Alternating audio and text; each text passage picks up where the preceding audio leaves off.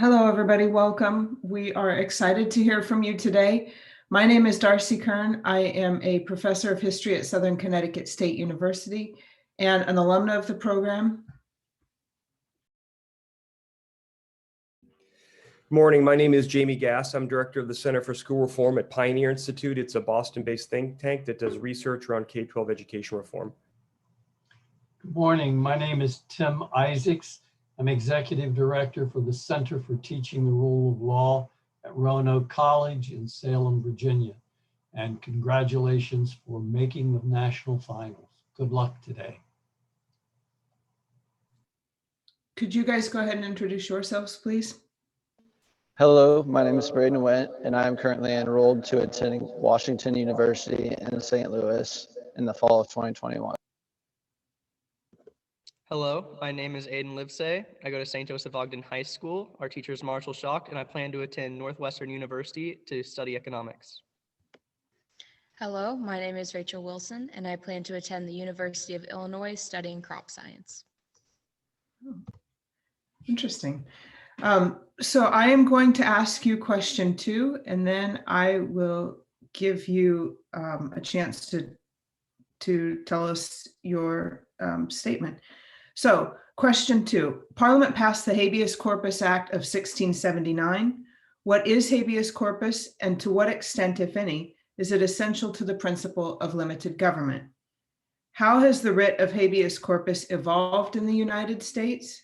Under what circumstances, if any, might the writ of habeas corpus place an unreasonable burden on the government? The origins of the great writ of habeas corpus can be traced back to early forms of English common law and Roman civil law. Tracing the early history of habeas corpus is to an extent tracing the development of personal rights in Great Britain after the signing of the Magna Carta. Under the protection of the Habeas Corpus Act of 1679, citizens could pursue freedom if they were denied a fair judicial process. The U.S. Supreme Court has recognized that the writ of habeas corpus is the fundamental instrument for safeguarding individual freedom against arbitrary and lawless state action, and must be administered with the initiative and flexibility essential to ensure that miscarriages of justice within its reach are surfaced and corrected. While staying true to the original morality behind the first rendition of the Great Writ, modern governments have slightly altered the application of habeas corpus to have more practical purposes. Habeas corpus is the principle that someone accused of a crime has the right to a fair trial and cannot be charged unless found guilty. It is essential to be the foundation of a limited government, because without it, a limited government is therefore not limited, as it has the ability to jail and charge whoever they may want without reason or trial. Without habeas corpus, corruption ensues, as dictators are able to jail all opposition and easily gain control. This is seen happening today in Russia. Here in the United States, however, habeas corpus has evolved into a very complex and confusing issue.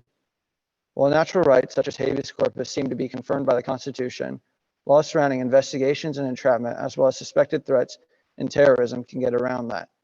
In fact, the Patriot Act, passed quickly after 9/11, gives investigative organizations the ability to investigate and even incriminate individuals based on evidence, if there is fear over a terrorist attack or something of that nature.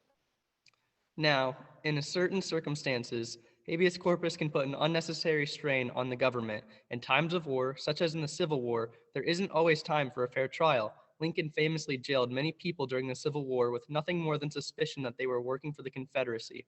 Because of the constant state of chaos present during the war, Lincoln was forced to act preemptively so as to prevent potential threats from completing missions vital to the enemy. One such case included the case of Ex parte v. Milligan, where Lambton P. Milligan was arrested in 1864 for aiding the Confederacy before evidence could be acquired.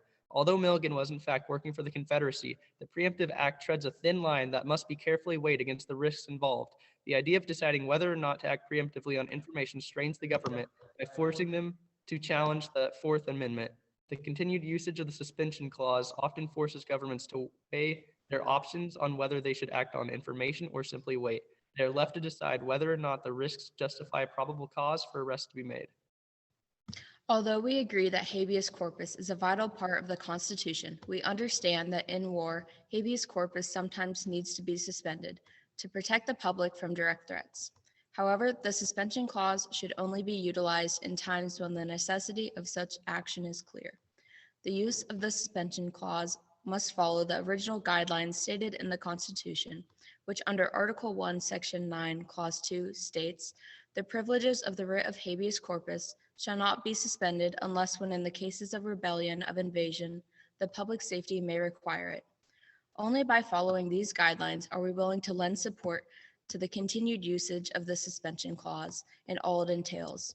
We must always strive to protect the integrity of our Constitution so as to prevent the warping of the Constitution's and the Founding Fathers' original intent.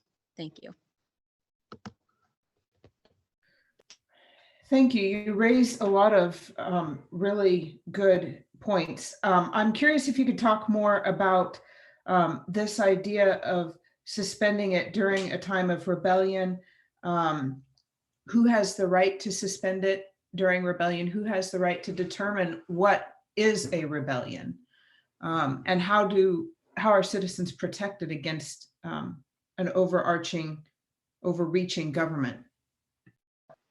So there's been a lot of gray area around this issue. Because one of the most prime examples of when habeas corpus was suspended utilizing the suspension clause was when Abraham Lincoln issued an executive order for the suspension clause to be placed in effect.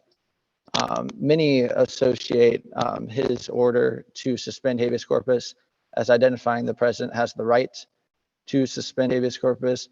However, what many fail to realize is that Congress, in fact, approved his order for habeas corpus to be suspended. And since then, every time habeas corpus has been suspended, Congress has been the one to vote and issue the order for so the suspension clause be placed in effect. It's commonly held that Congress is the sole group with the power to declare whether or not habeas corpus can be suspended under the suspension clause. And to go off of what Braden just said, to answer your question about what defines a rebellion, typically as seen throughout American history, such as the Whiskey Rebellion, Shays Rebellion, the Civil War, typically when we think of rebellion, what we are intending is the idea of a standing army that is using force to go against the United States Constitution or other forms of rule of law of the United States.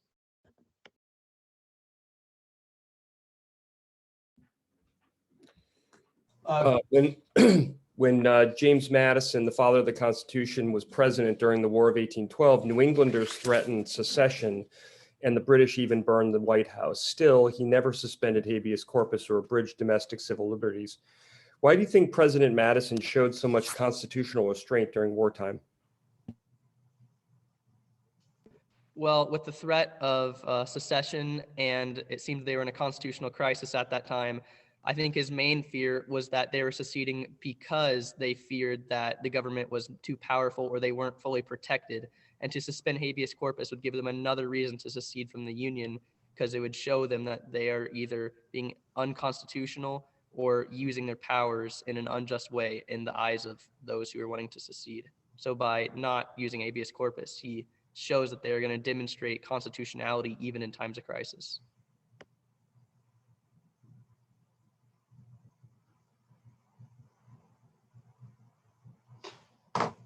I want to go back to the question about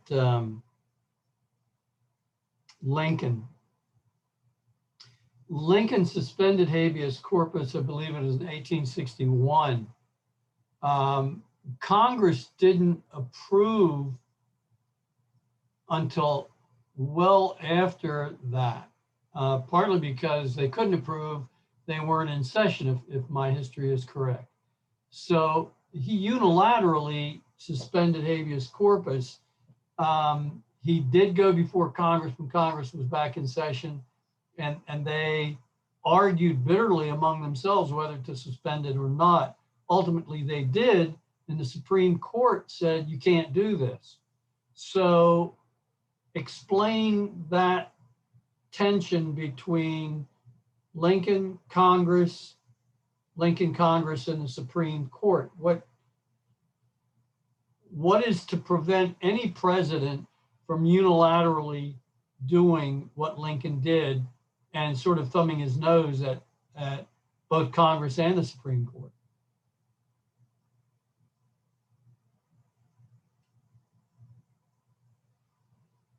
Well, my answer is very similar to my previous answer about the secession with the New Englanders, in the sense that Lincoln wanted to wage a very efficient war, very effective war, and by eliminating all possible, or by tying off all loose ends, whereas a lot of the congressional members who were against suspending habeas corpus were afraid that it would give the Confederacy just another reason to fight, because they were fighting for a very, well, they were fighting for slavery, but many of them were tricked into believing they were fighting for natural rights.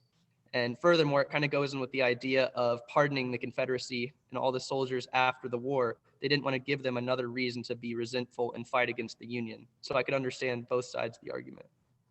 Okay, And to go off of that, Lincoln did not expect the war to last that long. He called up the regiment of volunteers and the 90-day volunteers because he thought that's how long the war was going to last, but it ended up lasting 4 years. So his intent was not to be putting all these Confederate soldiers in jail for 4 years. okay, thank you.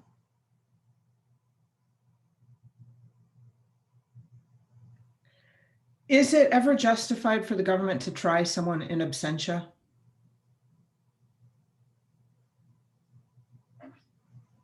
To clarify, does that mean to try them with them absent of the trial? Yes, without a person being there. Well, I would require, to even debate that, it would require the person to be rightfully represented within the court. To try them without a proper defense would ultimately be anti-constitutional at best. Now, the idea of trying them with a proper defense without them present is an interesting idea. I think it comes down to if the person is willing to show up or not.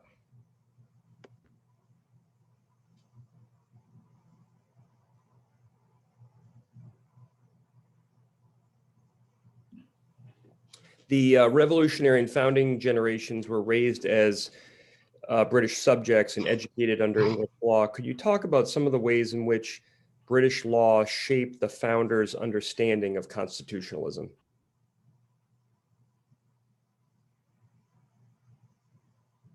Yeah, so one of the things that the founding fathers were really big on was the consent of the governed, which they did not have in a monarchy. In the monarchy, you know, the king and his parliament gets to decide everything, whereas they decided that they wanted a government that got its power from the people instead of the people having the power from their government. To go off of what my colleague just said, I think one of the great British literary works, or political works, I should say, that influenced the founding fathers as well is the idea of the Magna Carta. I believe that that had a great impact on the Constitution and the formation of our government as a whole.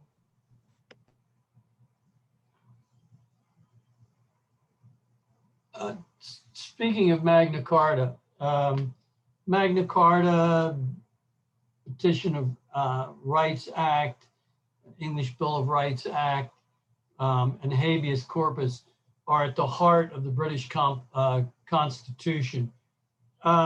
What is it that Magna Carta does or says? What concept does it propose that is at the heart of any constitutional government?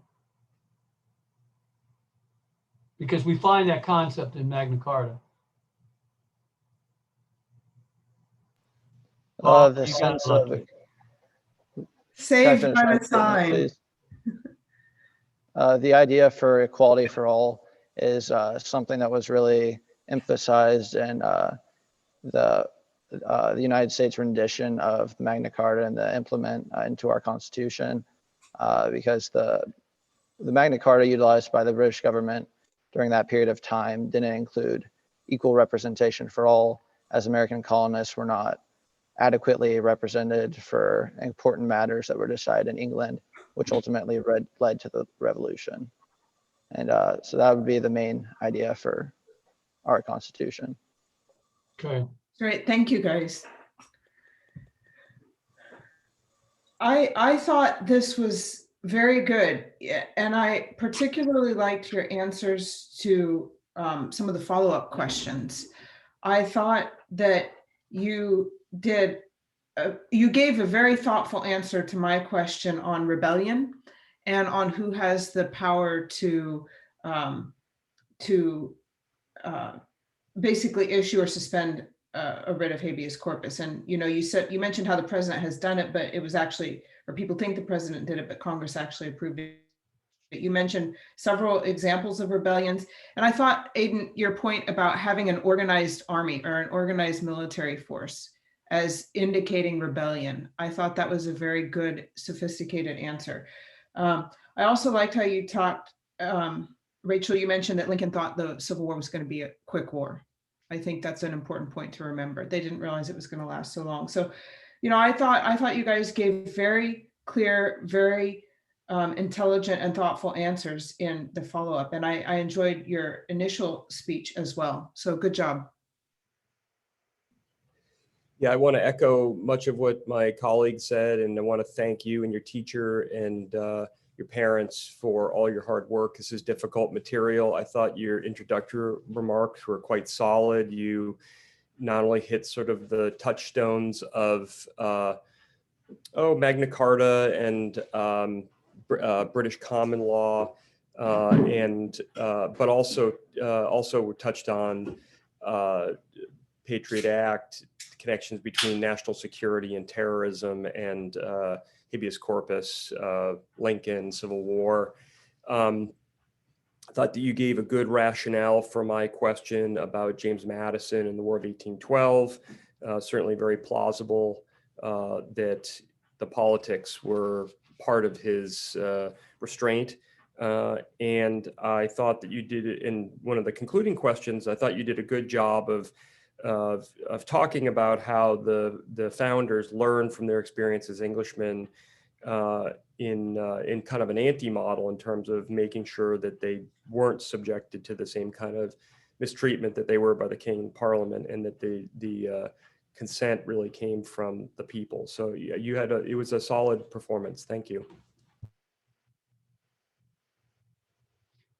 I would agree with my colleagues. I thought the beginning was very good. You went right to the origins of habeas corpus in common law. In fact, I think one of you said it's embedded in common law and even earlier elements of British law. Magna Carta, you may want in the future to add some of the other elements, some of the other documents that make up the English Constitution. You mentioned several Supreme Court cases, made connections to contemporary issues. You mentioned Russia, the Patriot Act, constitutional connections. I thought you could have done a little bit more with making some connections between habeas corpus and specific parts of the Constitution. But you're trying to get an awful lot of information into 4 minutes. So, I understand that you have to pick and choose very, very carefully. The last question I asked you about what was it that made all of those elements of the English Constitution possible and informed the American Constitution. Moving forward, it's the rule of law, because it's the rule of law that guarantees consent of the governed and limited government. And those two things are critical in all those documents that make up the British Constitution and the American Constitution. So, just a suggestion, but you did a very nice job, and thank you for your time and effort. And sir, thank you for helping these young people be here today. Well, thank you for taking the time to join us. We really appreciate your feedback and just being here. So thank you. You're welcome. Take care. Enjoy the rest of your day.